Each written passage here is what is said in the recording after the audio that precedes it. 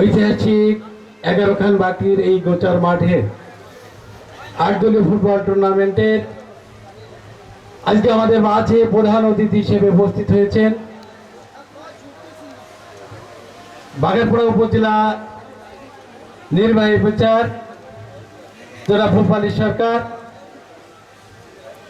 আমাদের মাঝে উপস্থিত আছেন অত্র ইউনিয়নের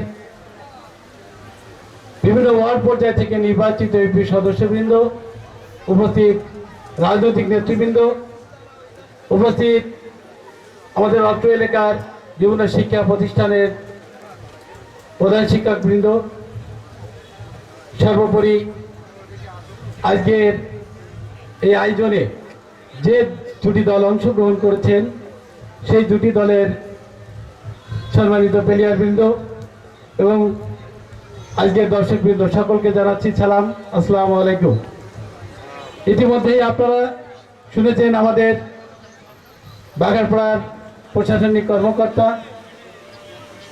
প্রশাসনিক প্রধান আমাদের ইয়ানো স্যার আপনাদের উদ্দেশ্যে মূল্যবান কথা বলেছেন এবং আজকে এই উদ্বোধনী অনুষ্ঠানে আমাদেরকে সময় দিয়েছেন, যে কারণে আমি এই আয়োজক কমিটির পক্ষ থেকে ইয়ানো স্যারকে বিশেষভাবে ধন্যবাদ জ্ঞাপন করছি।